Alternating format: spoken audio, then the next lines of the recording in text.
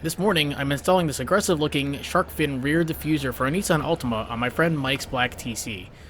I'll need to cut its base in two pieces because it can't be mounted in the middle due to the fog light.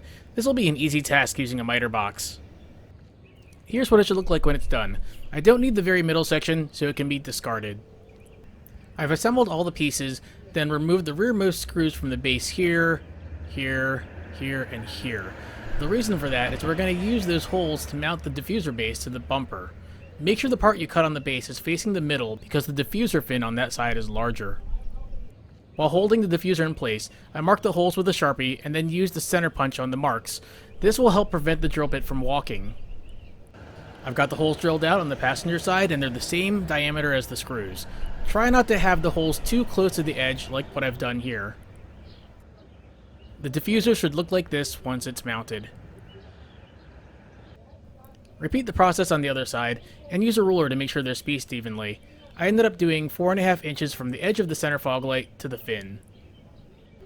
Here's the final look. It's a bit too aggressive for my tastes, but I think it looks pretty good on Mike's car. The screws need to be color matched or painted black, and that'll look much better. If you haven't hit subscribe to my channel yet, please do so now. And as always, thank you for watching.